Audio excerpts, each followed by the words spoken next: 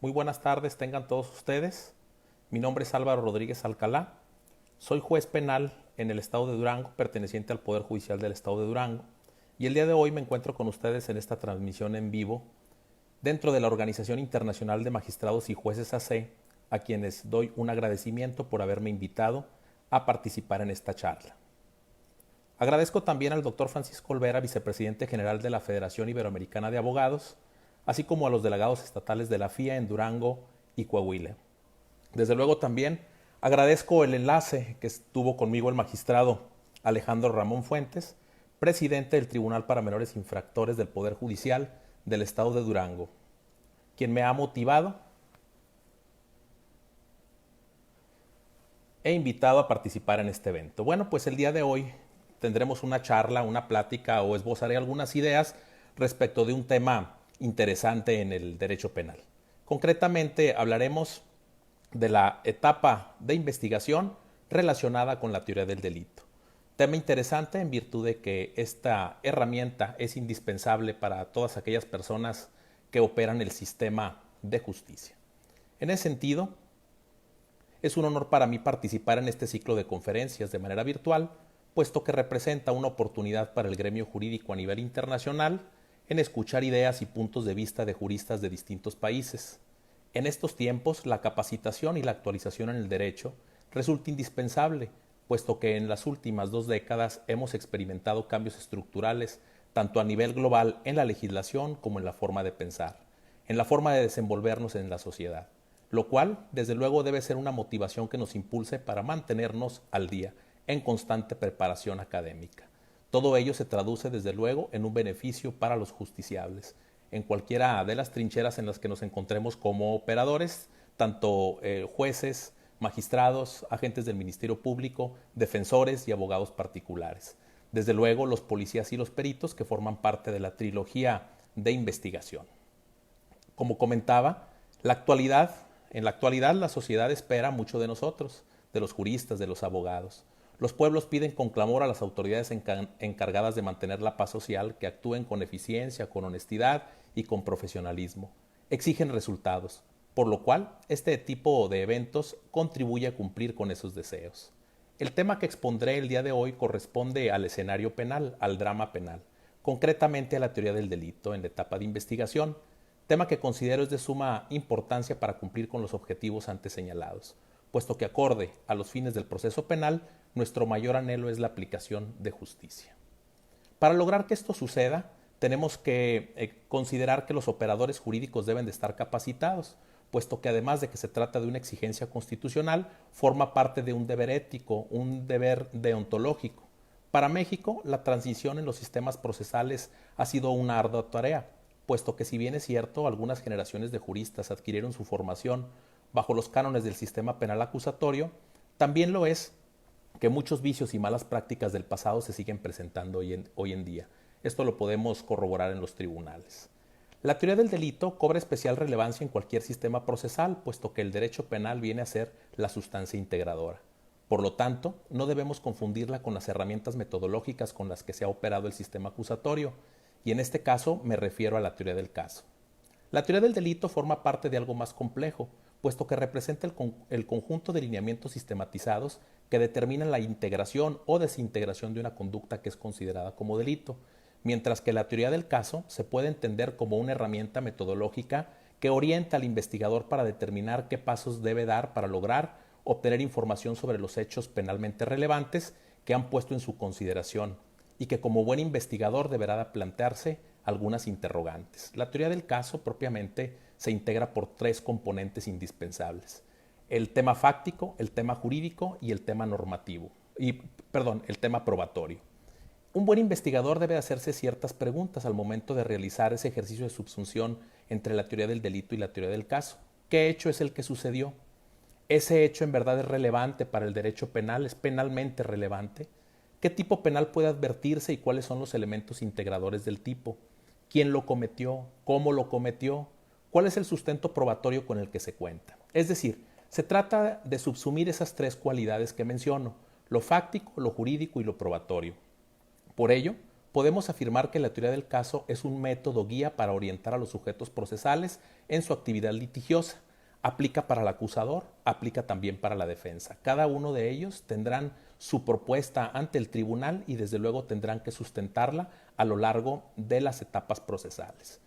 La teoría del caso es aplicable en todos los momentos y los estadios procesales, desde la audiencia inicial, en el control de detención, en la audiencia de formulación de imputación, en las medidas cautelares, puesto que en cada una de ellas se va a discutir algún tópico. Desde luego, la teoría del caso debe ser edificada desde esas etapas tempranas para poder llegar a buen puerto y en un momento dado tener la posibilidad de lograr lo que se desea en juicio. Ahora, debemos de identificar entonces la ubicación de la teoría del delito. La teoría del delito dentro de la etapa de investigación forma parte también de algo elemental. Es la estructura base o la columna vertebral del proceso penal, puesto que con la herramienta de la teoría del caso y la aplicación de la teoría del delito, el investigador tendrá las posibilidades de hacer un buen papel en el proceso penal.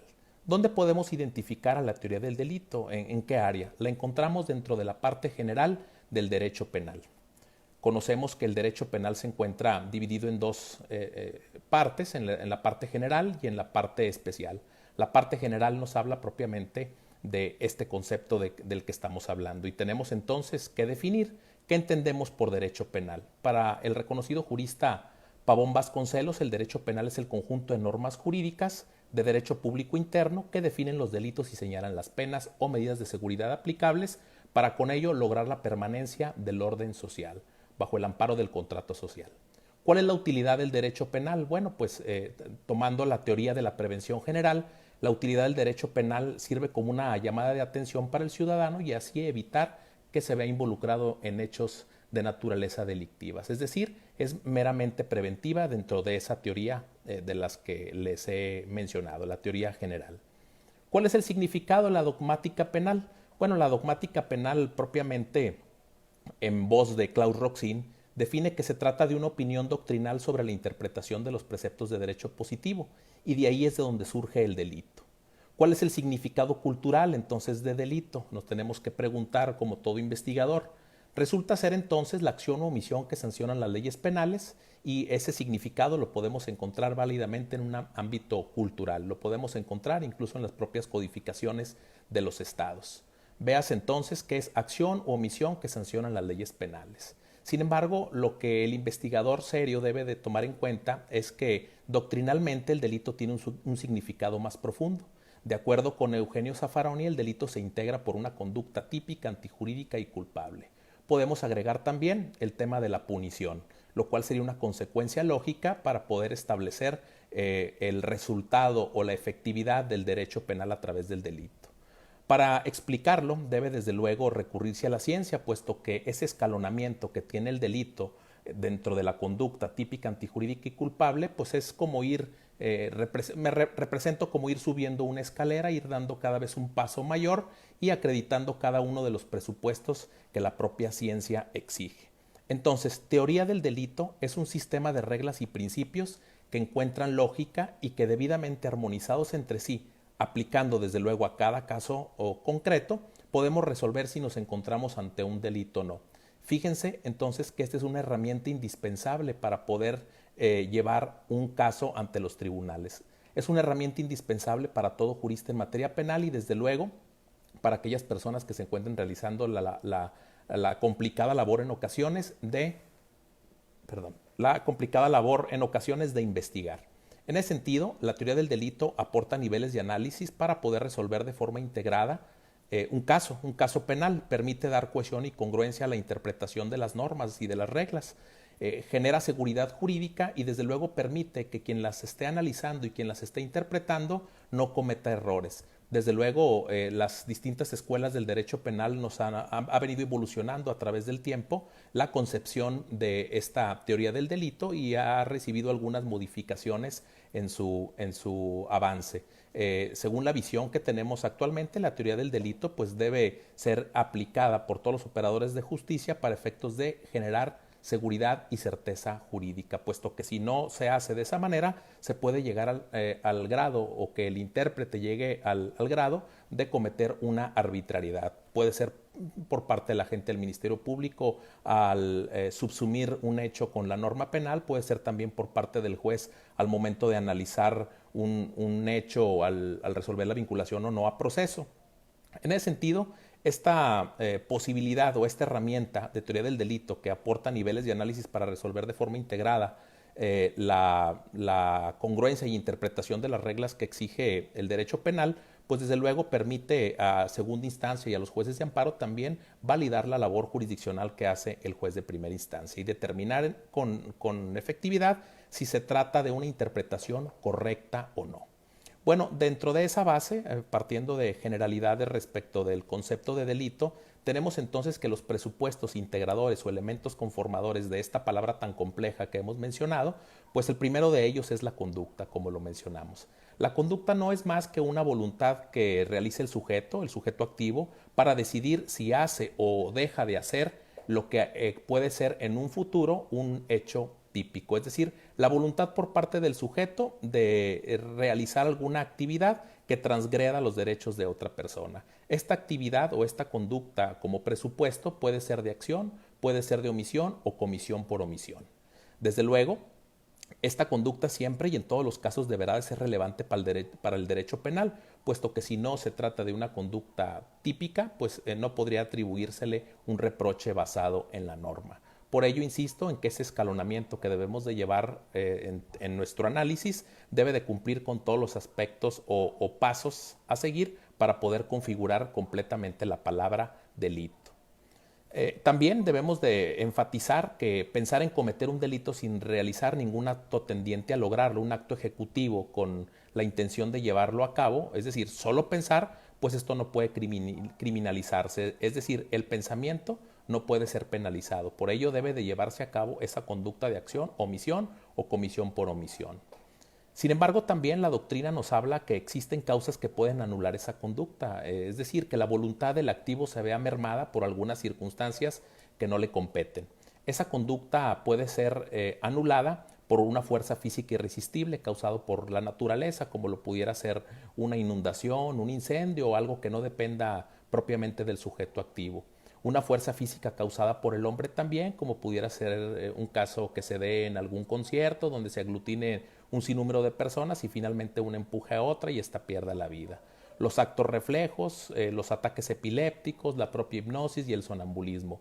Todas esas conductas desplegadas por el sujeto, amparadas con esta forma de anularlas, pues desde luego no estaríamos ante un acto de voluntad y serían entonces los aspectos negativos de ese presupuesto. Una vez determinado ese parámetro y analizado si la conducta es de acción o la conducta es de omisión o bien de las de comisión por omisión, pues entonces subiríamos al siguiente peldaño de la escalera y procederíamos a analizar ahora sí la tipicidad, el tipo. Este término, desde luego, se encuentra basado en la norma y ha nacido principalmente de los estudios realizados por parte de Ernest Belling, en donde se dijo que todo hecho para ser considerado como delictivo debe superar el juicio de tipicidad. A eso le llamamos del análisis del juicio de tipicidad, puesto que una conducta de acción no siempre y no en todos los casos puede llegar a ser configurada dentro de este juicio de tipicidad como una norma prohibida por parte de los códigos penales. Entonces, debemos pues analizar si la norma penal efectivamente sanciona o prevé esa conducta que le estamos reprochando al sujeto activo que analizamos. Desde luego, la evolución de los pensamientos bajo las diversas escuelas del derecho penal, conocemos ahora que la tipicidad se integra actualmente por los elementos objetivos, normativos y subjetivos. Y hay quien dice que también debemos de sumarle el cuarto requisito, que vendrán siendo los subjetivos específicos distinto al dolo. Es decir, tendríamos entonces 4 elementos integradores dentro de la tipicidad de manera amplia o general. Cada ocasión que corresponda realizar ese juicio de tipicidad debemos detectar si estos se logran, es decir, si cuenta el hecho concreto, el estudio concreto con esos 4 elementos que les comento y si se logran. Vale destacar también que no todo en los delitos convergen los 4 elementos señalados, objetivo y normativo, y subjetivo específico. El método esencial o más idóneo para justificar el tema de la tipicidad, pues es propiamente un ejercicio de encuadre, un ejercicio de subsunción, mezclar el hecho y la norma con cada uno de los elementos del tipo penal para poder establecer que en efecto nos encontramos ante el supuesto de tipicidad, y con ello desde luego podremos entonces estar hablando de una conducta típica, lo que debe de relacionarse de manera directa. Puesto que si analizamos uno de esos elementos que les comento, vamos a hablar de un elemento normativo que no se logre dentro del hecho que nos ponen a consideración como investigadores, pues desde luego no estaríamos cumpliendo con el principio de tipicidad y nos encontraríamos ante una causal de atipicidad. Y la causal de atipicidad, desde luego, excluye el delito y estaríamos hablando solamente de alguna conducta. Es importante que cada uno de los elementos sean analizados de manera concreta para que se pueda configurar el tipo penal y poder continuar con el estudio del delito. También debemos de identificar que el significado de la teoría del delito nos refiere la doctrina, que es una sistematización de lineamientos que van avanzando por su propio estudio. Por ello es que si encontramos, si nos detenemos con el estudio de uno en ausencia que nos falte, pues desde luego no podíamos transitar al estudio del siguiente elemento. Insisto, se trata de una escalera en ascenso y la falta de uno de esos elementos integradores no nos permiten avanzar. Hemos escuchado en muchos foros o incluso hemos escuchado en o plasmados en propia doctrina la confusión que tenemos con los conceptos. Por ejemplo, hablamos como si se tratara de un sinónimo al delito, al ilícito, al injusto. Pues obviamente sabemos que bajo el estudio de la teoría del delito los podemos distinguir y podemos identificar que no es lo mismo tener por acreditado un ilícito que tener por acreditado un injusto y mucho menos un delito. También ese tipo de conceptos reciben el mismo tratamiento del escalonamiento del que venimos hablando. Si se trata de una conducta típica, estaríamos hablando de un ilícito. Si se trata de una conducta típica y antijurídica, estaríamos hablando de un injusto. Y si se trata de una conducta típica, antijurídica y culpable, pues estaríamos hablando propiamente del tema que nos converge el día de hoy en esta charla, es decir, la existencia de un delito. Bueno, para poder continuar con este estudio de la tipicidad, recordamos que el elemento esencial o núcleo de la mayoría de los tipos penales es el elemento objetivo. Enrique Díaz Aranda refiere que estos elementos son aquellos que se perciben por medio de los sentidos, es decir, que son palpables y que son susceptibles de la verificación. Privar de la vida, apoderarse de algún objeto. Estos forman parte entonces de los elementos objetivos que deberíamos estudiar en cada uno de los hechos que ponen a nuestra consideración o a la consideración de un investigador. De ahí seguimos en el estudio de los elementos normativos. Como lo comentaba, no todos los hechos o todos los tipos penales tienen la condición de contar con elementos normativos, y es que estos se clasifican en valoraciones de dos vertientes, en dos maneras, las culturales y las jurídicas. Por ejemplo, si hablamos de una valoración jurídica, pues podemos hablar de la definición de bien mueble. El elemento central o núcleo del robo, además del apoderamiento, es que se trate de un bien mueble. Eso es relevante en virtud de que si no estaríamos frente a otro tipo penal como pudiera ser incluso el de daños. El robo exige ciertos elementos, es el apoderamiento de un bien mueble que sea ajeno, que sea sin derecho y que sea sin consentimiento de quien legítimamente puede disponer de él. Entonces, como podemos ver, el elemento toral, el apoderamiento, pues bueno, ese es un elemento palpable, lo podemos distinguir válidamente en la remoción de la cosa de un lugar a otro y podemos distinguir entonces que se trata de un elemento objetivo. Ahora bien, el elemento normativo de valor jurídico lo identificamos con la locución o con la palabra bien mueble. ¿Qué es bien mueble? Pues bueno, bien mueble lo podemos encontrar solamente en una norma jurídica. La codificación civil de los estados pues establece cuál es la definición de bien mueble, y bien mueble pues es un objeto que puede removerse de un lugar a otro, que no se encuentra adherido a la tierra, que su traslación de un lugar a otro no lo deforma en tal virtud, pues de esa manera pudiéramos entonces distinguir que el elemento normativo de valor jurídico puede tratarse de un bien mueble. Otro ejemplo pudiera ser como elemento normativo, creo yo que en el delito de abuso sexual, el concepto de sentido lascivo. El sentido lascivo pues debe de identificarse dentro de un ámbito cultural en la zona geográfica en donde se encuentre el problema jurídico, el problema penal a resolver, puesto que para poder identificar en qué versa ese sentido lascivo, pues tenemos que hablar sobre el contexto cultural en el que nos encontramos.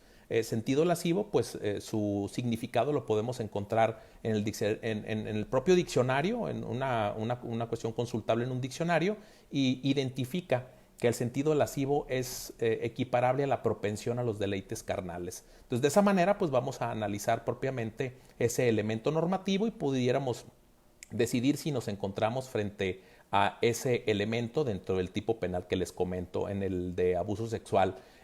Un caso relevante sobre el análisis de ese elemento normativo y que pues fue un tema pues que se conoció en nuestro país, en México, el caso de unos jóvenes en el estado de Veracruz, en donde eran acusados de haber cometido el delito de abuso sexual, y por ahí el juez penal o el juez de amparo, no recuerdo bien, se detuvo en el análisis normativo respecto del sentido lascivo, y fue la trascendencia jurídica que implicó que esas personas no fueran vinculados a proceso, o no sé si era el sistema tradicional, pero ahí se detuvo ese estudio en el elemento normativo. Entonces, como pueden ver, en estos elementos normativos del tipo deben de ser comprendidos bajo los contextos de cualquier norma. La norma puede ser de cualquier índole, puede ser de valor jurídico o de valor cultural. Lo encontramos también en los delitos contra la salud. El elemento normativo pudiera ser la autorización que la autoridad sanitaria, la Secretaría de Salud, da a aquellas personas que pueden encontrarse en posesión de algunos narcóticos. Para la actualización debemos de recurrir a cualquier legislación. Puede ser distinta a la penal, como les comento, la Ley General de Salud o el Código Civil, o bien la identificación de cualquier otro vocablo en particular que puedan establecer el significado. Bien mueble en Código Civil, sentido lascivo en un diccionario. Bien, ahora pasaremos al análisis también de los elementos subjetivos genéricos que, acorde a las distintas escuelas del derecho, pues ahora en la actualidad los podemos ubicar en el análisis de la tipicidad. Y esos elementos subjetivos genéricos están siempre ligados a la psique del sujeto, es decir, a lo que él piensa en ese momento. Desde luego nos podemos preguntar, ¿y cómo vamos a saber qué piensa el sujeto activo en el momento de estar cometiendo un delito? Bueno, pues elementos subjetivos pueden ser probados a través de elementos objetivos, es decir, las particularidades del hecho, la narrativa del hecho, el aporte de los actos de investigación que realice el agente del Ministerio Público, puede darnos a entender que la persona se encontraba realizando esos actos de tal o cual forma. Es decir, bajo el amparo de los conceptos o instituciones jurídicas del dolo y la culpa. El dolo, como ya sabemos y como su propia semántica lo implica, tiene dos instituciones en estudio, o a saber, lo cognitivo y lo volitivo. ¿Qué es lo cognitivo? Que el sujeto conozca sobre el acto que realiza y que aún así lo acepte, que la conducta que esté desplegando sea conocida y aceptada. Y lo volitivo implica que el sujeto quiera el resultado que esto produce. Si estamos hablando del apoderamiento, pues bueno, que finalmente ese objeto ya no esté en poder de quien lo tenía y sea este desapoderado para finalmente tenerlo consigo. En ello identificamos entonces a la conducta dolosa. También la podemos identificar bajo el amparo del concepto de la intencionalidad delictiva, es decir, la conducta del ser humano que implica el conocimiento, la aceptación y querer el resultado que produce en la esfera jurídica de la persona afectada, es decir, en el bien jurídico tutelado. Entonces, por ese lado tenemos pues que uno de los elementos subjetivos genéricos es el dolo. El siguiente es la culpa. La culpa también es una forma de comisión que desde luego se le atribuye al sujeto activo, puesto que su actuar, en este caso sin intención, la podemos identificar como una cuestión, una imprudencia delictiva. En este caso, la imprudencia delictiva la podemos situar en la culpa, y podemos hablar de que el sujeto realizó un acto criminal que desde luego es punible, pero que su actuar es con negligencia, con falta de precaución, con falta de cuidado, o sencillamente un actuar imprudente. Es decir, que se visualizó y se representó que esto pudiera darse, sin embargo, pues realizó la conducta. Generalmente lo vemos esto en los hechos de tránsito terrestre, donde el sujeto pues aparentemente no prevé el resultado y se cruza la luz roja y provoca una colisión. A esto lo podemos embonar en el aspecto de tipicidad de la culpa. Bueno, otro tema complejo también es que dentro de los elementos subjetivos, también tenemos que, en la tipicidad, también tendríamos que analizar los distintos al dolo. Y los distintos al dolo constituyen los elementos subjetivos específicos. ¿Cuáles son estos? Pues los ánimos, los fines y las intenciones. ¿Qué quiere el sujeto hacer? ¿Cuál es el fin del sujeto con poseer o con portar? ¿Cuál es la intención del sujeto hacia la víctima? Esto pues también es complejo porque recordando que este tipo de elementos subjetivos están en la psique del ser humano, es decir, está adentro del ser humano y para poderlos plasmar o para poderlos demostrar en un caso penal, pues desde luego tenemos que contar con otras herramientas, con algunos actos de investigación que de manera objetiva nos puedan llevar a afirmar que el sujeto tenía ese ánimo, tenía ese fin o tenía esas intenciones. Por ejemplo, los ánimos los podemos relacionar con el delito de fraude, es decir, que tenía un ánimo de lucro, que pensaba engañar a la persona, que lo pretendía hacer caer en el error. En el tema de los fines lo podemos hablar válidamente con la posesión de un estupefaciente, la posesión de un narcótico. ¿Por qué ese sujeto afuera de una escuela tiene en su poder 20 envoltorios de bolsas transparentes selladas al calor? ¿Por qué ese sujeto trae moneda fraccionaria al momento de su detención?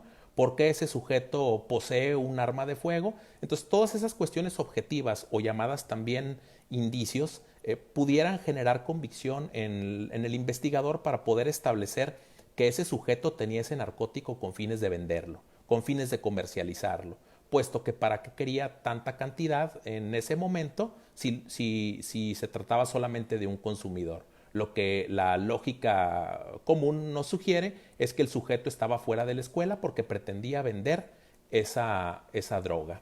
Y el siguiente, que son las intenciones. Por ejemplo, se me viene a la mente el delito de abuso sexual también, que el abuso sexual es la ejecución de un acto de naturaleza sexual sin el propósito o intención de llegar a la cópula. Pues bueno, aquí lo podemos identificar también si el sujeto pretendía copular a la víctima y no lo logró por alguna cuestión no es atribuible a él, pues estaríamos entonces ante un delito tentado de violación y no ante el delito de abuso sexual, puesto que los fines de ese sujeto eran solamente los tocamientos o abusos deshonestos como lo conocíamos en el pasado y no pretendía en ningún momento dado llegar a la cópula.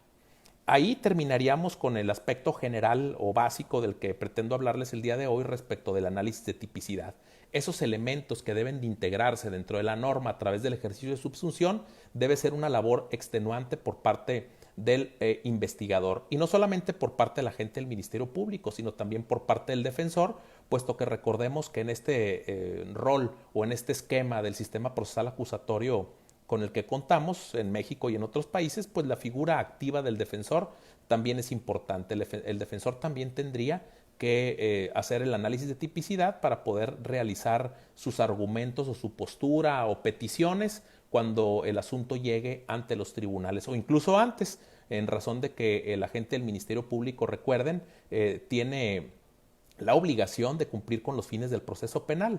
El esclarecimiento del hecho es una de las obligaciones constitucionales con las que cuenta el agente del Ministerio Público y él no debe estar en el supuesto de buscar quién la pague, sino quién la hizo a través de esos mecanismos de investigación y los fines del propio proceso penal.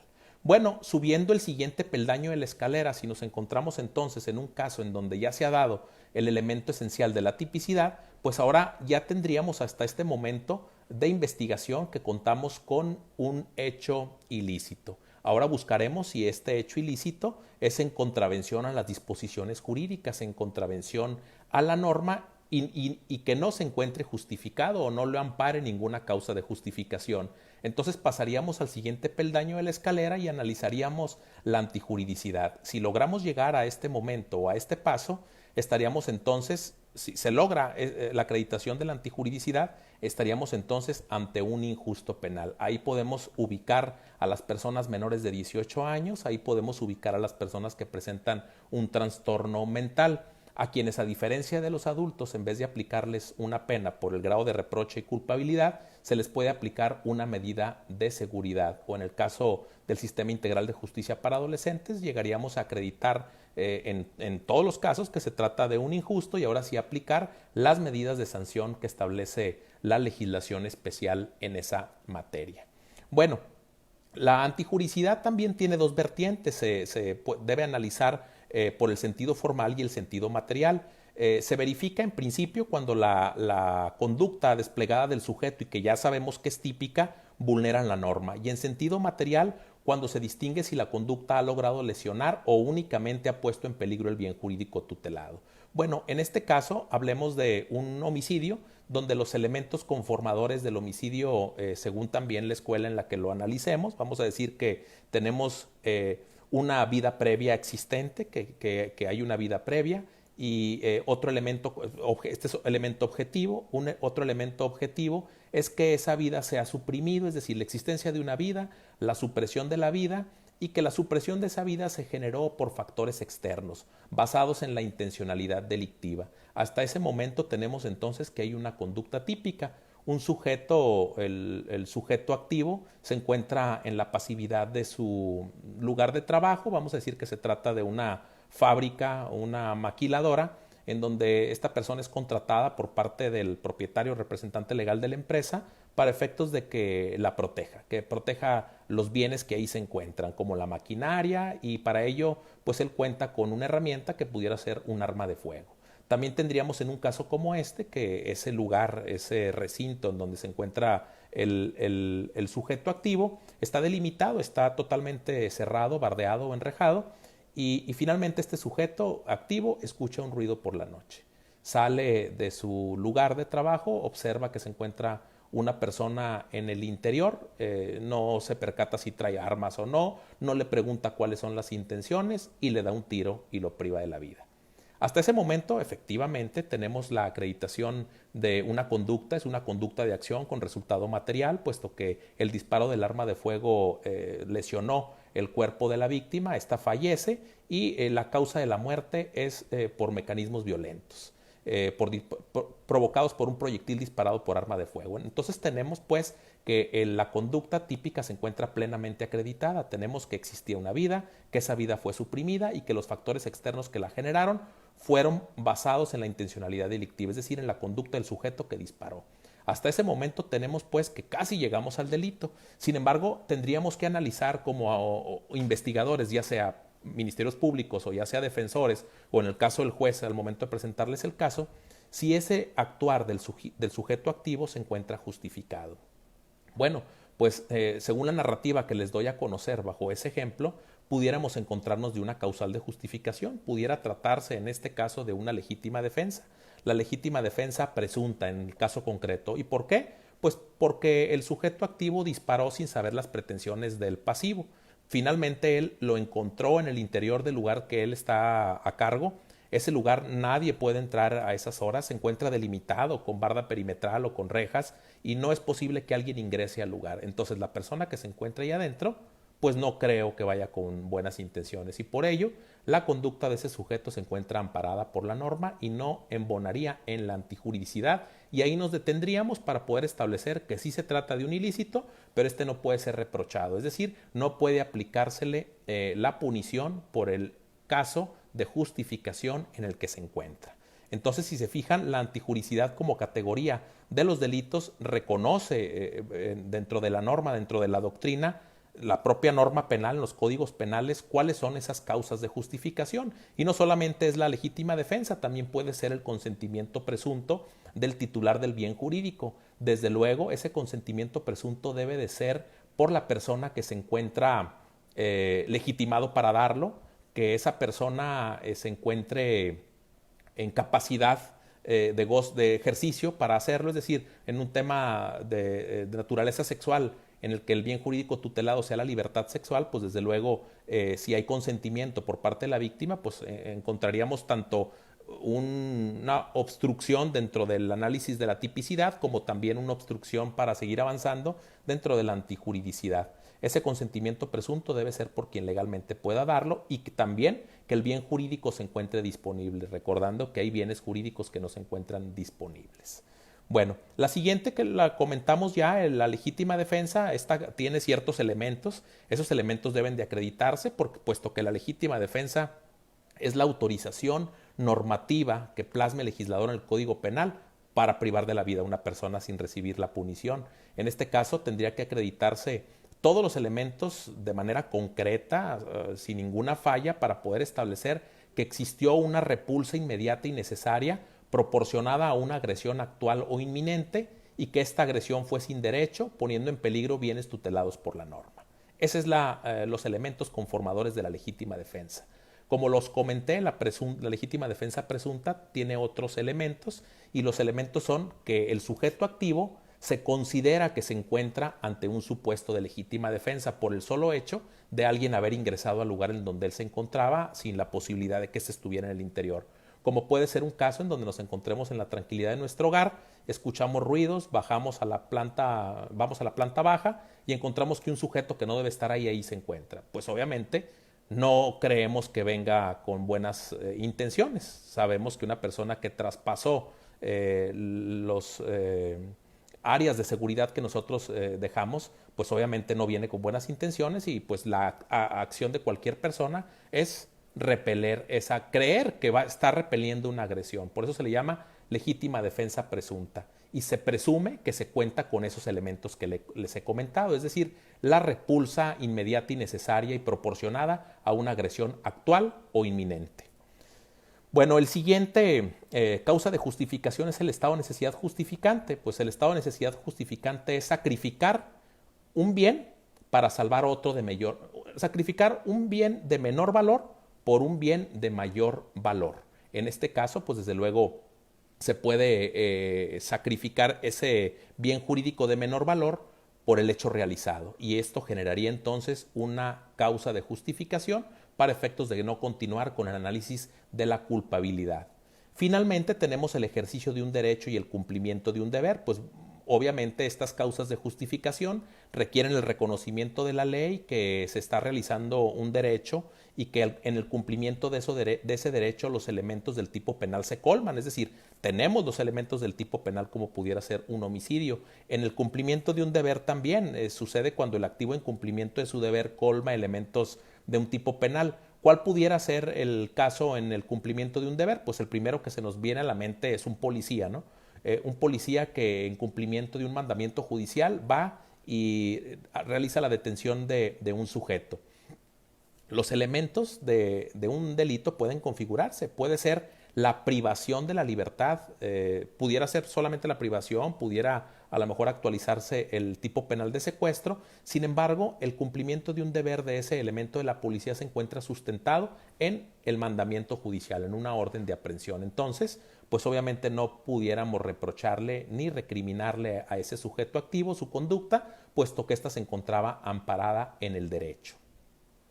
Bien, entonces, una vez que cumplamos o que tengamos el análisis concreto de todos estos elementos, pues podemos afirmar ahora sí que tenemos por cubierta por cubierto el concepto de antijuridicidad. Y si no hay ninguna causa de justificación, diríamos entonces con claridad que nos encontramos ante un injusto. Hasta este momento es posible también detener el análisis del delito y imponer una sanción, lo comenté hace algún momento, o una medida en este caso. Sabemos que el derecho penal para adultos es meramente retributivo, el derecho penal modalizado para el sistema integral de justicia para adolescentes es socioeducativo, pero en todos los casos el deber jurídico del agente del Ministerio Público, del investigador, es probar que se encuentra en esa fase de acreditación. Es decir, en el pasado no teníamos un procedimiento especial para inimputables, antes del 2006 no teníamos un procedimiento especial para adolescentes.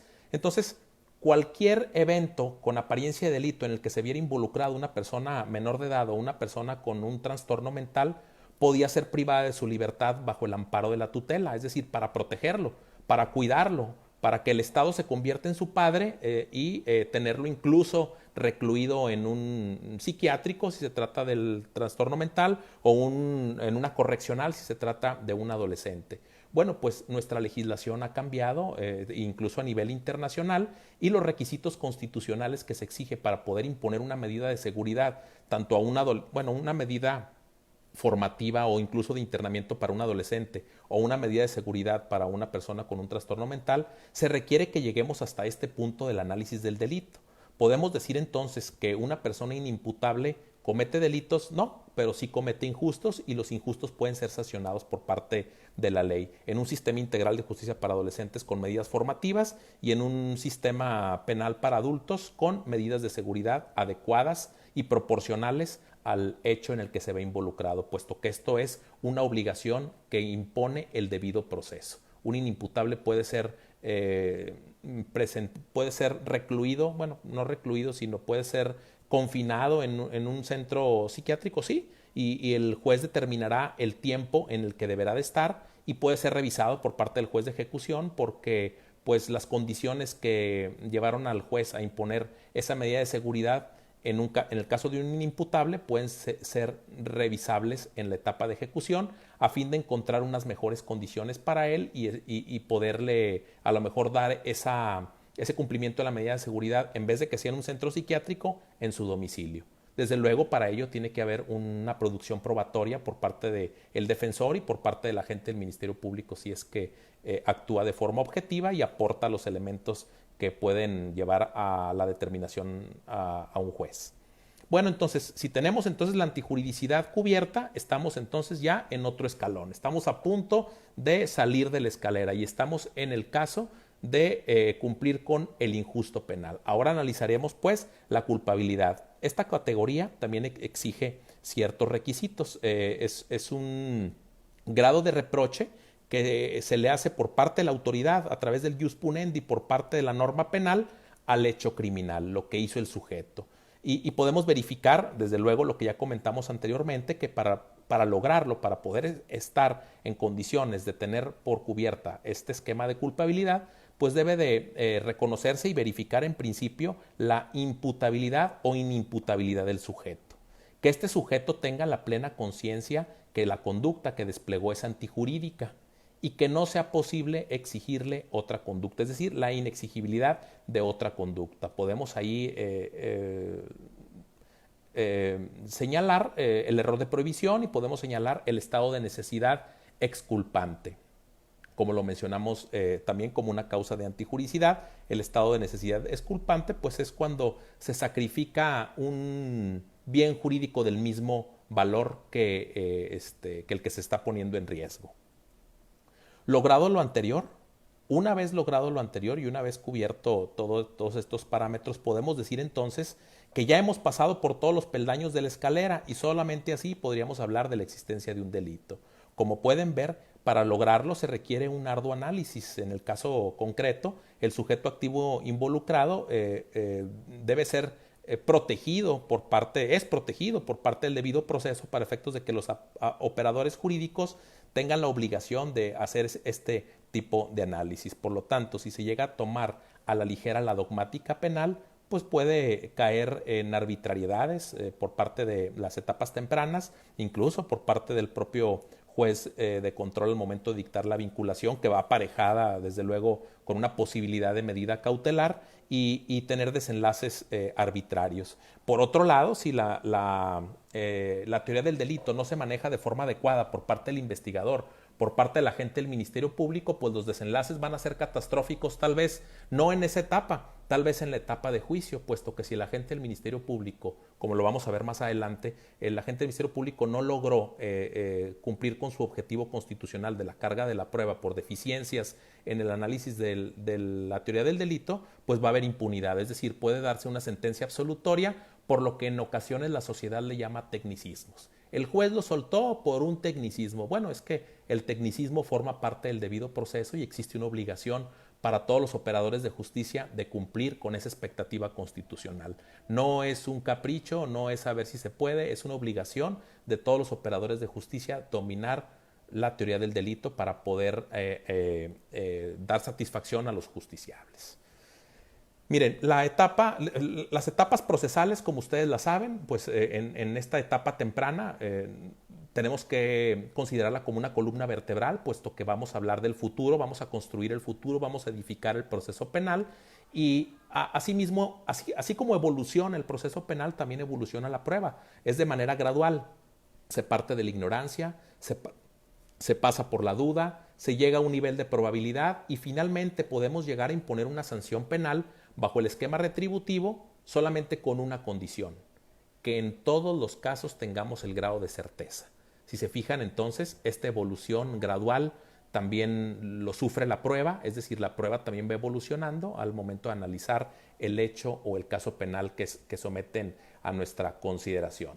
En palabras del juez Manuel Valadez Díaz, compañero juez de Durango, él comenta, y se me quedó muy grabado esa palabra que comentó, esa frase, que el derecho debe de pensarse. El derecho, primero de analizar la semántica, la gramática, el contexto normativo, el derecho lo tenemos que pensar. Y nuestro sistema acusatorio, pues desde luego tiene esas posibilidades de representarnos en esta etapa de investigación y pensar qué nos exige la norma para en un futuro, es decir, para el desenvolvimiento de las siguientes etapas procesales, como lo es la más importante, la de juicio. Por ello, debe de tomarse en cuenta por todo operador jurídico la utilidad de la teoría del delito en la etapa de investigación, puesto que todo esto nos servirá a futuro. Y si se hacen bien las cosas y si se hace un buen estudio dogmático del hecho puesto a consideración, pues vamos a tener un buen resultado en la etapa final. Es decir, puede haber cosas positivas y cosas negativas. Todo depende de cómo se ha realizado la investigación. Quiero comentarles también algo que yo lo he sugerido en este tipo de charlas o en este tipo de pláticas en clases universitarias, olvidarnos ya del sistema tradicional. No tenemos por qué regresar a esos momentos, no tenemos por qué hablar de él, puesto que tenemos otro contexto jurídico. Sin embargo, lamentablemente tenemos casos muy reiterados de regresar a algunos vicios del sistema procesal pasado. Y a esto yo le llamo los éxitos cortos. ¿Cuáles son los éxitos cortos? El Ministerio Público, vamos desde el policía. El policía, cuando realiza una detención en flagrancia, lo que pretende es que el Ministerio Público califique de legal la detención. El agente del Ministerio Público, tanto en este sistema como en otros sistemas procesales, hace un estudio sobre la detención y emite un pronunciamiento llamado ahora examen, antes llamado acuerdo de retención legal. Con esto el Ministerio Público pues empieza a realizar los actos tendientes a formar su carpeta de investigación, antes llamada averiguación previa, y estar listo para acudir ante los tribunales. El éxito corto del policía cuando realiza la detención en flagrancia es que el Ministerio Público le califique de legal el examen o ratifique la retención legal. Y con eso el policía termina su labor, pero nunca se representa el policía en el futuro, en la etapa de juicio, cuando lo interroguen, cuando le pregunten cómo lo detuvo, cómo aseguró la evidencia material, si realizó cadena de custodia. Nunca se representa en ese momento, puesto que su éxito corto terminó al momento de que el asunto llegó a sede ministerial. Esto también lo trasladamos a la gente del Ministerio Público. En el pasado, obvio lo conocen, veíamos que la gente del Ministerio Público presentaba la averiguación previa ante el juez instructor y el juez instructor dictaba el auto de formal prisión.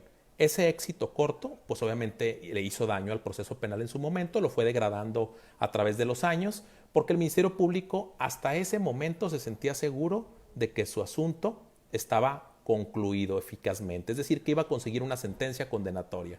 Pues es evidente que iba a conseguir una sentencia condenatoria porque el mismo juez que dictó el auto de formal prisión es quien iba a llevar a cabo la preinstrucción, la instrucción y finalmente la sentencia. Y pues obviamente lo que ya valoró en ese esquema procesal que les comento, pues iba a ser utilizado para la sentencia. Pero fíjense, si tenemos esa idea, un fiscal que tenga esa idea del éxito corto y que considere que el Ministerio Público, que el juez de control dicte un auto de vinculación a proceso y que con eso sea suficiente, pues obviamente está equivocado, porque la naturaleza del proceso va evolucionando. Tenemos, como lo comenté, la duda, la ignorancia, la probabilidad y finalmente la certeza. Para el dictado de un auto de vinculación, el estándar probatorio es distinto que el que se exige para un juicio. Es decir, en el juicio nos exigen la certeza. Si el Ministerio Público se conforma con que le dictaron el auto de vinculación a proceso y la persona, por tratarse de un delito o de los previstos de prisión preventiva oficiosa, está en la cárcel, piensa que ya es suficiente, está equivocado, puesto que si no analizó bien el contexto bajo el esquema de la teoría del delito, puede haber una falla que a lo mejor pasó por esa etapa ante el juez de control, pero seguramente no va a escapar de la acuciosidad que debe tener un juez de tribunal de enjuiciamiento, porque ahí sí se le exige al juez de tribunal de enjuiciamiento analicen toda su extensión de la palabra el delito. En ese sentido, el Ministerio Público que se base en un éxito corto basados en el auto de vinculación a proceso puede correr el riesgo en etapas futuras. Lo hemos visto en muchos casos. La mayoría de los asuntos que se ponen a disposición de los tribunales son en flagrancia y lo que se investigó en las 48 horas es todo. Después del cierre de la investigación, después de la vinculación a proceso y la apertura del plazo de investigación, no tenemos producción probatoria. En muchos casos, desde luego, en muchos casos, no en todos, pero en muchos casos no tenemos producción probatoria. ¿Y esto qué genera? Pues que el Ministerio Público se confíe con su teoría del delito que realizó en esta etapa temprana de investigación. Entonces pregunto, ¿es relevante hacer el análisis concreto, jurídico, acucioso dentro de esta etapa? Pues claro, porque si el Ministerio Público ya no quiere investigar y cree que es todo lo suficiente, es suficiente para llevar a la persona a un juicio y a conseguir una sentencia de condena, pues tiene que estar preparado y si no lo hace, pues vamos a tener problemas. Entonces, este éxito corto que yo les comento, pues es una recomendación para los fiscales para efectos de que no se confíen en que una vinculación a proceso será suficiente para una sentencia de condena. Desde luego también el defensor, si tiene una vinculación a proceso, eso no quiere decir que sea una sentencia anunciada. Tiene que realizar su actividad probatoria de investigativa, no para probar que su representado no cometió el delito, sino para ejercer una defensa activa y poder presentar un caso sólido ante el tribunal de enjuiciamiento. Bueno, otro tema también relevante que debo de comentarles es la autoría y la participación, las formas de intervención. Pues pareciera que dentro del análisis de la teoría del delito esto no tiene mucha utilidad. En realidad es algo indispensable para poder configurar un hecho de naturaleza delictiva. Primero, no podemos equivocarnos que las formas de intervención son dos. Tenemos que reconocer cuáles son las autorías y cuáles son las participaciones. Son dos conceptos de diverso contenido y que en ocasiones forman parte de los problemas a los que nos hemos referido. Y esto sucede al no identificar con claridad y de manera concreta cada uno de los sujetos activos implicados. Miren, es muy común que en un asunto se vean involucrados dos personas, en un hecho. Si el agente del Ministerio Público construye su hecho, lo veremos si lo alcanzamos a ver más adelante. Si el Ministerio Público construye en su hecho la intervención penal de dos sujetos, bajo las locuciones que hemos escuchado en donde ellos mataron, ellos violaron, ellos robaron, ellos fueron, pues obviamente no habría técnica en esa construcción de la formulación de imputación, puesto que estamos evidenciando que la gente del Ministerio Público no reconoció o no identificó cuáles son las diferencias entre la autoría y la participación. Recuerden que ese momento justo de la formulación de imputación se empieza a preparar desde estos momentos procesales, desde la etapa de investigación inicial, puesto que la gente del Ministerio Público ahora es el encargado de la construcción y edificación del hecho. No hay más quien lo vaya a hacer. El juez no lo va a hacer, el defensor no lo va a hacer, el Ministerio Público tiene que construir el hecho. Es decir, le va a tener que informar al sujeto activo qué es lo que se carga a su cuenta de manera clara, qué le carga al sujeto A y qué le carga al sujeto B y si hay un sujeto C, puesto que la responsabilidad correspectiva, la autoría indeterminada, pues desde luego debe seguir su curso, es decir, existe en la norma, pero debe ser en casos específicos. Para otros, el agente del Ministerio Público deberá de especificarle al juez de control y al propio imputado qué es lo que le carga a su cuenta, en qué intervino. Bueno, tomando como ejemplo la legislación penal de mi país, de México, en el contexto del estado de Durango, tenemos que estas formas de intervención se dividen de la siguiente manera. Autorías o autoría, autor directo, coautor y autor mediato. La participación, podemos tener un cómplice, podemos tener un auxiliador y podemos tener un partícipe encubridor. Como les comentaba, el hecho atribuido que debe señalársele a una persona debe de tomarse concretamente la ubicación en la que el sujeto se encuentra, puesto que si no, caeríamos en errores y realizar ese tipo de formulaciones de imputación. Ellos violaron, ellos mataron, ellos secuestraron. un imputado y un defensor en la audiencia de formulación de imputación deben exigir, el propio juez de control debe precisar qué es lo que se le carga a la cuenta del individuo, concretamente. El sujeto A hizo esto y el sujeto B hizo esto, puesto que también tendría una implicación en la punición, puesto que también tendría implicación en la posibilidad de, si el Ministerio Público detecta finamente que uno de los sujetos tiene una forma de intervención diversa, posiblemente atenuada, pues puede a lo mejor ofrecerle un criterio de oportunidad. Si solamente 2 de los sujetos activos son los que estuvieron presentes en ese hecho, pues a lo mejor la declaración de uno de ellos bajo una negociación, como lo permite el Código Nacional, pues pudiera estar en posibilidades el Ministerio Público de contar con otra prueba más eficaz, contundente, en contra del sujeto que tiene un delito de mayor impacto o de mayor punición. Entonces, también el agente del Ministerio Público en etapa temprana tiene que identificar dentro del la aplicación de la teoría del delito las formas de intervención. Bien. Existen modelos de solución para resolver los casos penales. Desde luego esto exige un correcto estudio de la teoría del delito, un correcto planteamiento de la teoría del caso, fusionarlas.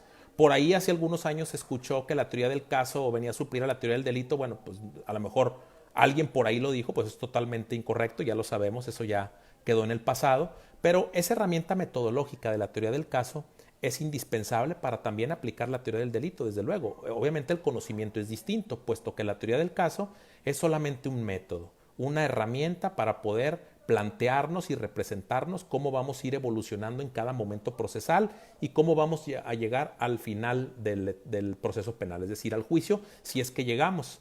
Miren, nuestro sistema acusatorio está diseñado para que todo termine en salidas alternas, para que todo concluya de manera anticipada. Sin embargo, no debemos de confiarnos en ello y nuestra actividad investigativa, tanto como fiscal o como defensor, tiene que ser siempre pensado en el juicio. ¿Por qué? Pues que si un fiscal hace una investigación sólida, exhaustiva, concreta, pues obvio que el defensor y obvio que el imputado van a temerle. Van a temer en el sentido que trae un caso sólido en su contra y que ellos preferirían mejor accesar a un acuerdo, a un juicio abreviado, a un procedimiento abreviado, y le permitiría la posibilidad de tener una pena atenuada. En cambio, si el fiscal dice, bueno, a lo mejor este asunto se va abreviado y no le echa ganas en la investigación, pues vamos a tener que el defensor va a decir, ahora sí me quiero ir a juicio, puesto que la gente del Ministerio Público solamente investigó las 48 horas, no aplicó la teoría del delito, y de eso, como conocedor de la materia, me voy a aprovechar en juicio. Sucede, lo hemos visto. De lo que les he comentado, del análisis completo de este esquema de la teoría del caso y la teoría del delito, nos tenemos que hacer ciertos cuestionamientos como investigador, ya sea Ministerio Público, ya sea defensor. ¿Qué hizo el sujeto activo del delito? Mató, robó, violó. Debemos responder a este interrogante para poder identificar la conducta penalmente relevante. Tenemos que saberlo, ¿verdad? El Ministerio Público es indispensable. Determinar si se trata de una conducta por acción u omisión. Vemos errores sistemáticos en la formulación de imputación, en solicitudes de órdenes de aprehensión, en formulación de imputación. Tal vez en los delitos de acción sea más concreto, pero por ejemplo en un delito de omisión de comisión por omisión, pues obviamente tenemos que especificar cuál fue el acto omisivo de cierto sujeto que permitió que se diera el resultado material. Sucede mucho en una pareja de personas que viven en un domicilio y fallece su hijo. Pues obviamente pudiera ser que a uno se le atribuya el delito como autor, pues, y en conducta de acción, y el otro por haber omitido ciertos actos o ciertas actividades para que eso diera. Bueno, pues tenemos que decir qué hizo uno y qué dejó de hacer el otro. Si no lo hacemos desde este momento temprano y preparamos actos de investigación, pues obviamente vamos a incurrir en errores. Especificar los tipos penales que puedan resultar aplicables. Miren, en muchos hechos podemos encontrar de las porciones normativas presentadas por parte de Fiscalía, podemos encontrar varios tipos penales. Obviamente, bajo el principio general de derecho, que dame el hecho y yo te daré el derecho, el juez, en términos del 316 del Código Nacional para México, puede asignar una clasificación jurídica distinta, pero esto no debe ocurrir, ¿eh? El Ministerio Público es el órgano técnico encargado de identificar con claridad y con justificación qué se le puede cargar a la cuenta a cada quien y cuál es el tipo penal que debe de embonar para cada uno de ellos, si es que hay varios delitos, y el juez no lo puede hacer, pero lo correcto es que el Ministerio Público, desde su presentación de su caso penal, lo tenga resuelto. Esto implica pues un profesionalismo, una ética avanzada y un conocimiento del dogma penal. Precisar si se trata de un delito de lesión o puesto en peligro, pues para poder identificar propiamente cuál va a ser la línea de investigación, los actos de investigación a solicitar, también tenemos que saber si es un delito de lesión o de peligro, si es común o especial, si tienen cualidades el sujeto, si se trata de un servidor público o no. Todo eso es parte de los elementos que debe de tomar en cuenta el fiscal al momento de armar su caso.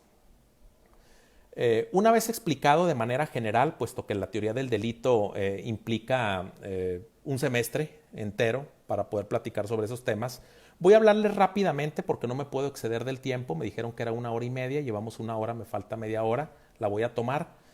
Voy a explicar brevemente los momentos relevantes para aplicar la teoría del delito. Y estos momentos relevantes los explica muy bien dos jueces de Durango, Carlos Enrique Guzmán González y Manuel Valadez Díaz, en la colección de temas selectos del sistema acusatorio, en el número 6. Y que lo prologa Rubén Quintino Cepeda, Teoría del Delito y Sistema Acusatorio. Los autores, mis compañeros jueces, excelentes por cierto, hablan ellos de varios momentos. La noticia criminal y la teoría del delito. La noticia criminal, pues obviamente surge cuando la autoridad investigadora o incluso el propio primer respondiente recibe la noticia sobre acontecimientos posiblemente delictivos, los hacen de su conocimiento. La investigación inicial entonces comienza desde el primer momento que cualquier autoridad tiene conocimiento de esa noticia. ¿Cuáles son las formas de allegarnos de esa información? La denuncia, la querella y el requisito equivalente. La noticia criminal. El primer respondiente, el agente de policía que tuvo el primer contacto con esa noticia, ¿tendrá que manejar la teoría del delito? Nos preguntan los autores o reflexionan los autores sobre el tema. Bueno, pues obviamente no le vamos a exigir al policía que maneje el dogma penal al 100%, pero mínimo sí necesitamos que esté capacitado, puesto que él va a realizar una detención en flagrancia. Esa autoridad debe de conocer las nociones básicas del derecho penal para poder hacer correctamente su trabajo. No es indispensable que conozca el agente de policía de la ciencia en sí, pero sí que tenga una noción para poder establecer los actos subsecuentes que realizará. El parte informativo homologado, todo lo que él ha realizado. Por ejemplo, para que el policía pueda distinguir si se trata de un robo o un allanamiento de morada, si se trata de un robo en grado de tentativa en casa-habitación o es un simple allanamiento de morada, si es un acto que se realiza bajo el esquema de la tentativa, si se trata de un apoderamiento, si se dio el apoderamiento o no, si traspasó las líneas de caja del centro comercial, si el objeto se le encontró en el interior del departamento de perfumería. Todo eso el policía municipal, el policía primer respondiente, pues debe de conocerlo como mínimo con algunas nociones para tener la posibilidad de actuar. ¿De qué le serviría? En principio, para realizar o para determinar si estamos ante un supuesto de flagrancia. Si el tipo penal es instantáneo, continuo, permanente, para poder realizar las actividades policiales es el aseguramiento de evidencia material, sobre todo para poder dirigir interrogatorios a los testigos, para poder realizar entrevistas. ¿En base a qué le va a preguntar? ¿Qué objetos va a asegurar? Tiene que tener las nociones elementales de la teoría del delito para poder establecer cuál es el tipo penal que mejor le conviene.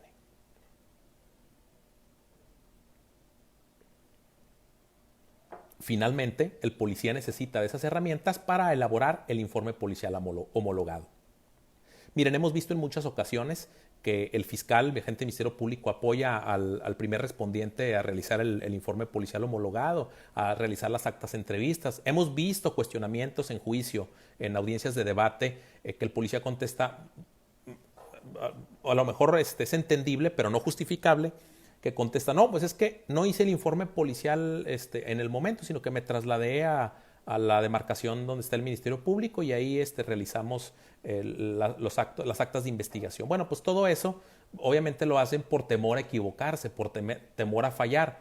¿Qué es lo que tenemos que hacer? Pues bueno, capacitar arduamente a nuestros policías, capacitar arduamente al primer respondiente para tener consolidado esa etapa, los cimientos del proceso penal.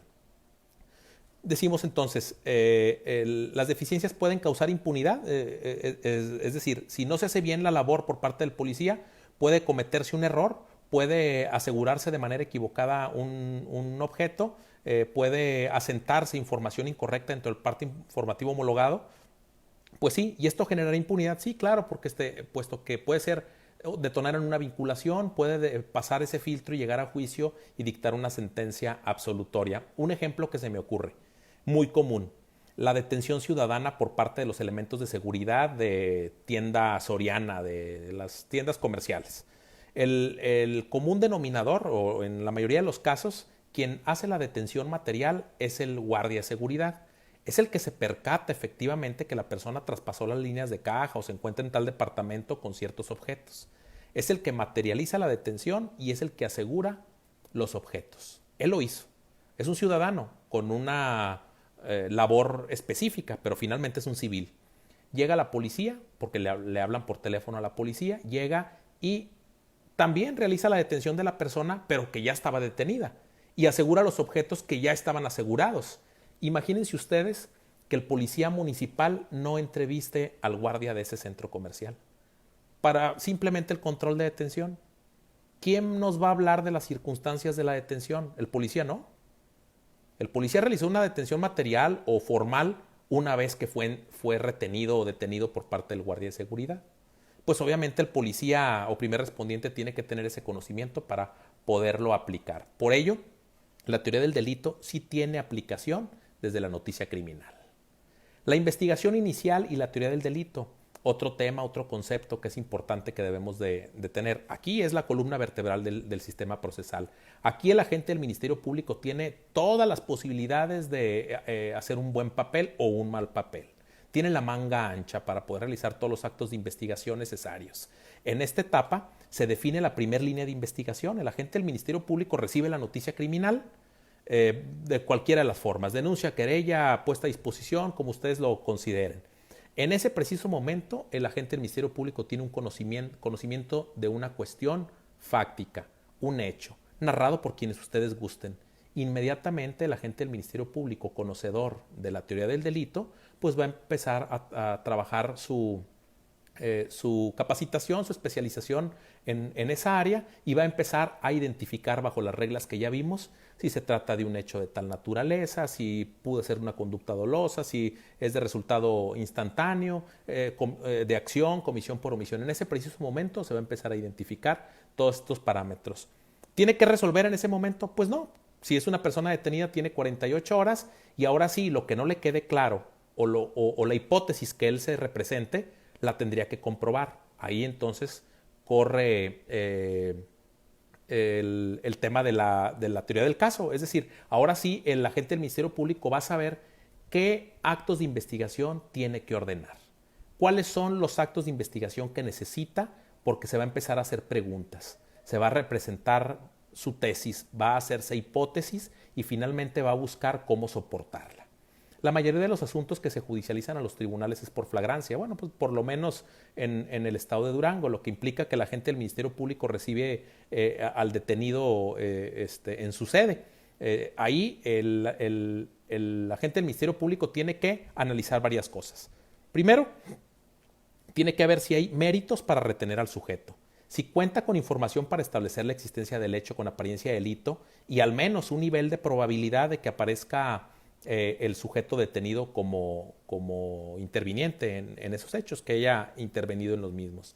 De esa valoración inmediata pasará a decidir cuáles son los actos de investigación que debe ordenar. Ahí debe coordinarse de manera concreta con la trilogía de investigación, con sus peritos, con los policías y ponerse de acuerdo qué es lo que necesita. Miren, en los temas periciales, el Ministerio Público tiene que pedirle a sus colaboradores de la trilogía mencionada qué es lo que necesita. Vamos, en un caso de violación a una persona menor de edad, ¿cuál es el interrogante primario del agente del Ministerio Público en la mayoría de los casos que me ha tocado conocer?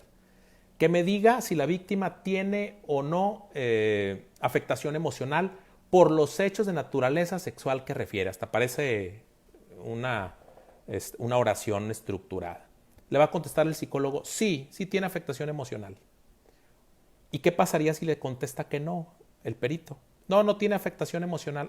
Pues entonces como no hay afectación emocional, no me interesa, este es un asunto que no es penalmente relevante, no le pasó nada a la víctima, entonces en reservas de ley al detenido. Bueno, pues se cometería un error, ¿no? Entonces, si la trilogía de investigación está coordinada, el Ministerio Público es especializado, conoce qué es lo que él requiere, pues sabemos que no solamente una víctima de un delito sexual deba tener una afectación emocional. Lo que queremos saber es si su relato es creíble, si presenta datos o signos de manipulación su dicho, más que la afectación, puesto que la afectación es importante, es relevante, porque esto forma parte de un derecho humano, como lo es la reparación del daño, pero lo que nos interesa primero es empezar a atender las líneas de investigación acorde a la teoría del delito. ¿Cuáles serían? Pues establecer si realmente hubo una... Porque acuérdense que el dicho de la víctima en un delito de naturaleza sexual es importante. Si realmente su dicho puede ser adminiculado o concatenado con otros elementos probatorios como es el estudio médico legal. Entonces, esa prueba o acto de investigación que ordene el agente del Ministerio Público tiene que ser en concordancia con lo que él desea para cumplir con el esquema de la teoría del delito que les he mencionado. Y para ello, pues tiene que haber una comunicación con su perito. El perito le va a decir, oye, pues yo creo que lo que, además de esto que me preguntas, pues pregúntame esto otro, ¿no? Para también complementar mi dictamen. Es decir, coordinarse con la trilogía de investigación. Bueno, esta fase es elemental, les comentaba, porque ahí también el agente del Ministerio Público va a empezar a redactar su hecho, va a empezar a redactarlo. Y redactarlo no me refiero a copiar y pegar la denuncia, no me refiero a copiar y pegar el parte informativo homologado, a copiar y pegar la cadena de custodia, el acta de aseguramiento. El Ministerio Público va a construir su hecho bajo su conocimiento intelectual, apoyado por la teoría del delito. No va tampoco a plasmar la normativa en el hecho, puesto que esto sería mezclar o fusionar los elementos de la teoría del caso. Va a construir qué pasó, qué sucedió. Y lo va a hacer en base a los actos de investigación que dentro de las 48 horas, si es que hay detenido, va recibiendo. Otro aspecto relevante de la teoría del delito en esta etapa de investigación a cargo del agente del Ministerio Público en la inicial va de la mano con los principios rectores del sistema, como es la probidad y la objetividad, deber de lealtad que el agente del Ministerio Público debe tener y lo debe caracterizar. Primero, su autonomía. Debe ser un agente del Ministerio Público autónomo. Y debe de establecer entonces si en realidad ese hecho constituye o no un hecho con apariencia de delito. Si no es así, pues lo que tendría que hacer es ordenar la inmediata libertad de la persona, bajo la premisa de que él también está obligado a rango constitucional de cumplir con los fines del proceso penal. Si no lo hace y lo manda con el juez diciendo, pues ya que lo suelte el juez, la actividad del agente del Ministerio Público carecerá de objetividad. Por ello también es importante la teoría del delito en este momento. El Ministerio Público puede decidir, vienen 3 personas detenidas, se le acusa de robo equiparado, es decir, la posesión de un robo de vehículo la posesión de un vehículo con reporte de robo, y mandan a los 3 al juzgado de control. Oye, pero los pasajeros también les puedes atribuir los elementos típicos de esa conducta. Es decir, también tenían esos actos posesorios. Bueno, yo creo que ahí tendría que ser basado en el caso concreto, el sujeto concreto identificado, y no observar otro tipo de situaciones, ser objetivos. De esta manera podemos garantizar seguridad jurídica sin ninguna arbitrariedad. Otro aspecto relevante que también les quiero comentar es la intervención de los sujetos. Es decir, si varios sujetos no tienen esa cualidad de autor o partícipe, pues bueno, tendríamos que descartarlos o buscar, como les comenté hace algún momento, la posibilidad de que uno de ellos forme parte de testigo protegido, o que un criterio de oportunidad para judicializar solamente a la persona que tiene un delito de mayor magnitud. Y con eso nos quitaríamos del problema. Destacando que cada delito requiere un distinto protocolo, no todos los delitos deben de ser tratados de la misma manera. Los actos de investigación son muchísimos. Yo recuerdo que en el sistema tradicional contábamos con manuales, ¿no? De Martínez Garnelo, de Osorio y Nieto, manuales para poder realizar, yo fui agente del Ministerio Público, para poder realizar actos de investigación. Teníamos los machotes, teníamos en el propio libro nos venía qué teníamos que pedir. Bueno, ahora esto ha cambiado muchísimo, ahora hemos avanzado y evolucionado muchísimo, y toda la imaginación que pueda tener la gente del Ministerio Público puede aplicarla. El investigador tiene que tener una cualidad, debe ser inquieto, debe de gustarle, debe de tener el don. ¿Se pueden hacer en el transcurso? Sí, claro, pero a quien no le guste investigar, a quien no le guste presentar, no preguntar, indagar, cuestionar, no pudiera ser en ningún caso un buen investigador y tendría que buscarle por otro lado. El investigador necesita tener esas cualidades para poder llegar a un buen puerto, a un juicio con una sentencia condenatoria o por el otro lado una sentencia absolutoria por parte de la estrategia del defensor. Bueno, también es bueno citar lo que nos comentó Manuel Valadez y Carlos Enrique Guzmán. Los menciono otra vez porque aquí tengo su libro, miren, aquí lo publicito, y también de Enrique Díaz Aranda, también son los que he utilizado para esta charla con ustedes. Y me gustó algo que comentan ahí los autores, compañeros jueces de Durango. Dicen, la investigación no es un acto dependiente de la buena o mala fortuna o la suerte del investigador, no se sustenta en corazonadas o percepciones superficiales. La investigación está basada en técnicas, protocolos y toda una metodología que puede aplicarse si el operador jurídico conoce esta cuestión, pues obviamente, es decir, este aspecto básico de la teoría del delito, pues desde luego va a llegar a un éxito y a buen puerto la investigación. Se los quería comentar. Bueno, entonces, luego de aplicar la teoría del delito en esta etapa que comentamos, el Ministerio Público va a decidir: ejerzo acción penal, se abstiene a investigar o determina el ejercicio de la acción penal. Fíjense, para esas tres cosas les va a servir la herramienta de teoría del delito y teoría del caso en la etapa de investigación, es decir, para todo.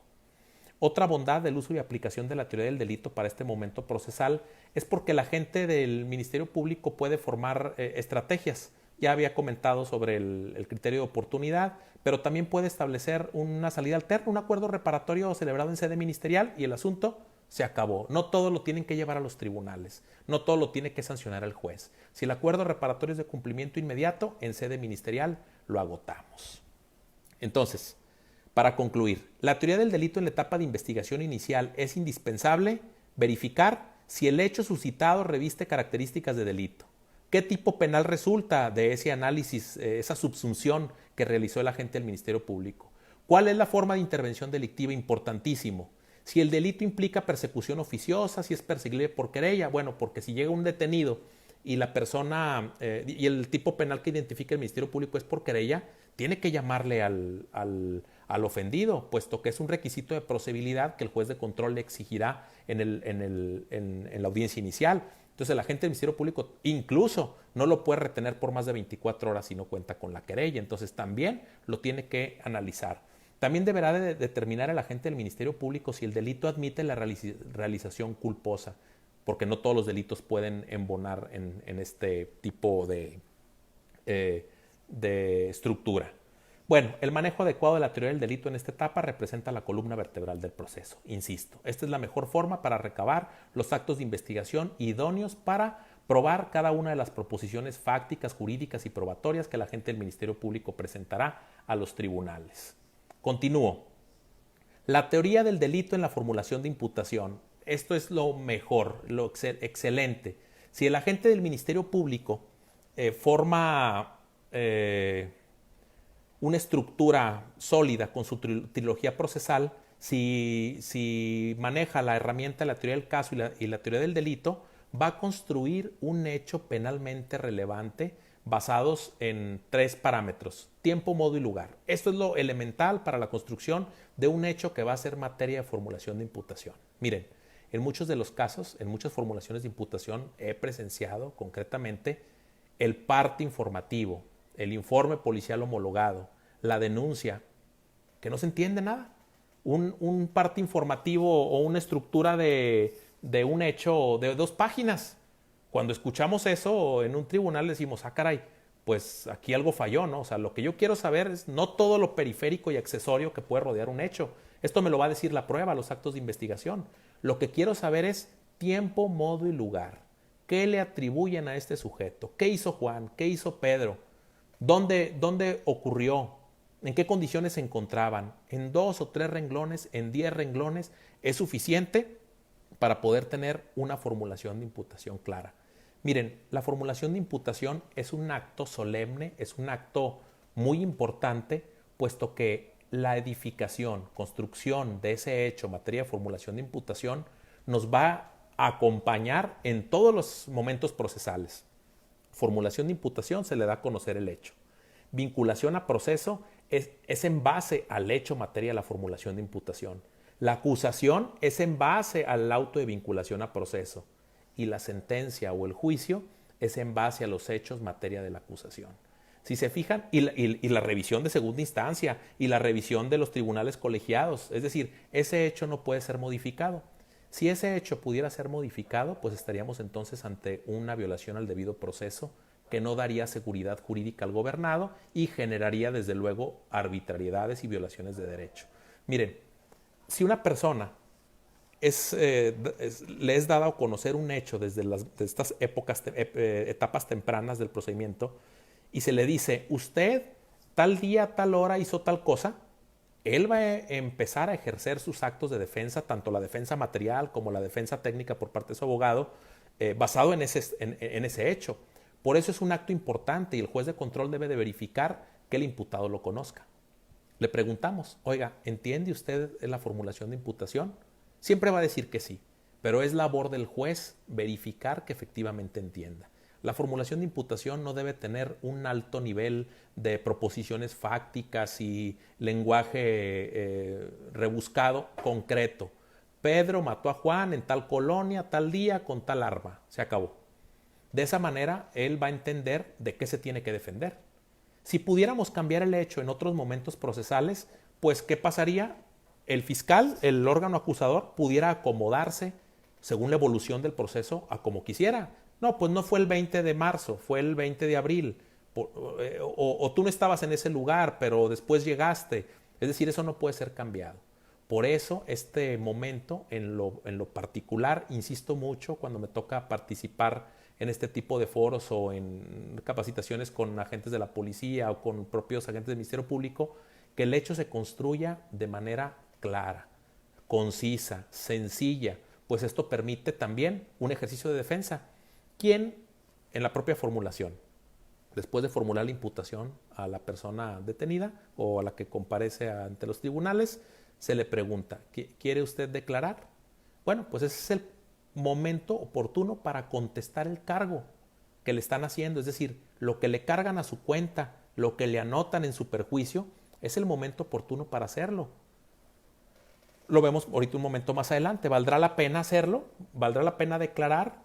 Es una estrategia. Tal vez en un caso de legítima defensa vale la pena declarar, pero si no está enterado de manera concreta de qué se trata el imputado, el propio defensor, pues obviamente mejor se va a reservar y va a esperar a otro momento y por lo pronto le van a dictar su vinculación y por lo pronto a lo mejor una medida cautelar que restrinja su derecho a la libertad ambulatoria.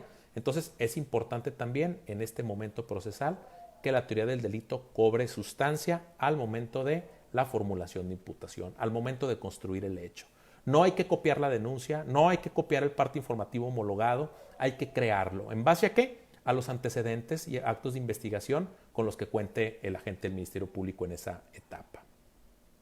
Los hechos básicos de la construcción que les mencionaba. Tiempo, modo y lugar. Puede lograrse en 10 renglones. Cuando vemos más de eso, decimos aquí hay algo mal, aquí hay algo raro, aquí el Ministerio Público no le entendió a la formulación.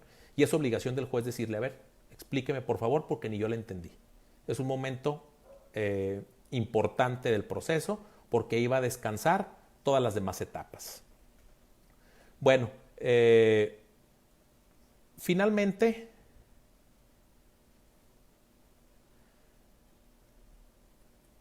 comentarles el último momento procesal que pudiéramos tener. Lo comenté sobre la declaración. Bueno, la declaración puede darse o no en relación con la teoría del delito, puede darse o no, puesto que a lo mejor es conveniente que el imputado declare, puesto que puede aclarar algunas situaciones que no conoció, que el agente del Ministerio Público inadvirtió. Entonces, eso sería una estrategia defensiva. ¿Y tiene implicación en la teoría del delito? Sí, puesto que el defensor también, en este caso, puede ponerla en práctica.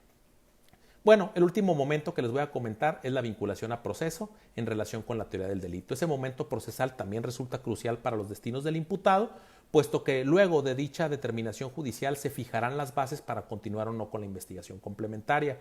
Yo como abogado buscaría en un cierto tipo penal hacer un argumento, sustentar algunos elementos probatorios dentro de la sede ministerial para poder lograr que el tipo penal por el cual sea vinculado a proceso mi representado sea atenuado, para de esa manera conseguir pues una media aritmética para la suspensión condicional del proceso, para un acuerdo reparatorio, para un procedimiento abreviado con una penalidad atenuada y que pueda obtener algún beneficio.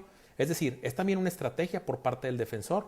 Desde luego el agente del Ministerio Público lo que pretende es que se vincule a proceso, el defensor que no se vincule a proceso, pero por otro lado un defensor objetivo que diga no hay escapatoria a que me vinculen a proceso a mi representado, pero voy a cambiar la modalidad del delito. En vez de que sea un homicidio calificado, va a ser un homicidio simple y acabando la audiencia de vinculación a proceso voy a solicitar el procedimiento abreviado con la penalidad atenuada y voy a obtener lo que mi cliente me pide o lo que mi representado debe tener. Entonces, también en ese momento procesal, tanto el agente del Ministerio Público como el defensor deben de conocer cuál es la teoría del delito.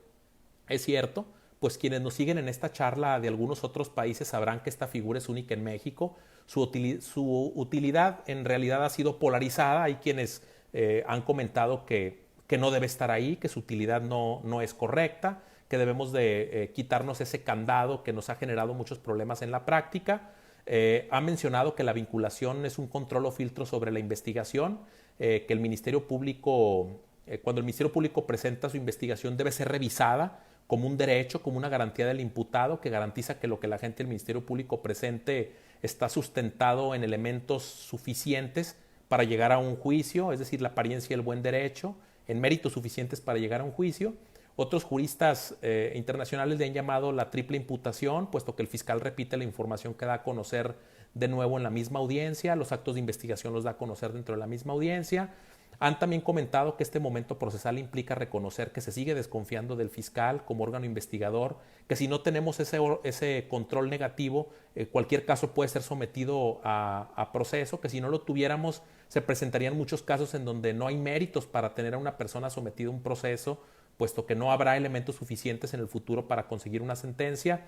Otros han dicho que esta audiencia se ha convertido en un pequeño juicio donde se desgastan las teorías del caso, donde se desgastan las argumentaciones de las partes y donde finalmente no se consigue nada, puesto que ahí a lo mejor no es el momento procesal para poder establecer la existencia o no de un delito, como si se tratara de una audiencia de debate. En fin, nos guste o no, la fase del proceso forma parte de la ley vigente en nuestro país, en México, y debemos atenderlo con la importancia que implica.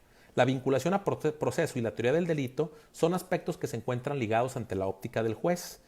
Para su dictado no es necesario establecer la existencia de un delito, pero sí es indispensable realizar un estudio razonado respecto que el hecho presentado por parte del fiscal tiene o no apariencia de delito. Y es ahí donde el estudio dogmático debe ser parte fundamental, tanto del órgano investigador y acusador como el abogado defensor y finalmente del juez, puesto que si el juez le compra la idea a la gente del Ministerio Público sobre un tipo penal que para nada embona, pues va a comprometer ese caso penal al tribunal de enjuiciamiento, cuando finalmente el tribunal de enjuiciamiento va a decir, oye, aquí ni siquiera hay un delito, o hay una causa que excluye el delito y yo no sé por qué tuvieron este asunto tanto tiempo aquí. Ha sucedido, ¿no? Entonces, la vinculación a proceso y la teoría del delito van de la mano, son útiles, es útil esa herramienta, desde luego la teoría del caso para poder lograr con éxito por cada uno de los sujetos procesales.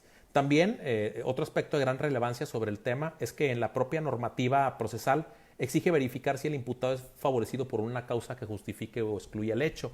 En el artículo 316 de nosotros en México, en el Código Nacional, pues podemos analizar por parte del tribunal si se da alguno de esos supuestos y que detone en una no vinculación a proceso. Para concluir, la teoría del delito es una herramienta indispensable en el dogma penal. Habrá que ponernos a pensar todos los operadores de justicia sobre el tema. Desde luego conozco grandes agentes del Ministerio Público, jueces, defensores que lo aplican en su tarea cotidiana y que han tenido un gran éxito en los asuntos que les toca conocer. Por lo menos se resuelve con ciencia, de forma acuciosa y se privilegia de no cometer arbitrariedades ni generar impunidad. Mi tema entonces ha concluido el día de hoy. Agradezco su paciencia. pues no interactúo con nadie aquí, estoy hablando con el teléfono, no sé si me están escuchando, si me están viendo, espero que sí. Ha sido un gusto para mí que me hayan invitado. Agradezco de nueva cuenta a la Organización de Magistrados y Jueces AC la organización de este evento, desde luego al doctor Francisco Olvera, vicepresidente de la FIA, a los delegados estatales de la FIA en Durango y Coahuila, y una mención especial también a mi amigo el magistrado Alejandro Ramón Fuentes, quien ha sido fuente inspiradora y motivadora para mí para participar en estos eventos académicos. Muchas gracias y que tengan buenas noches. A sus órdenes. Álvaro Rodríguez.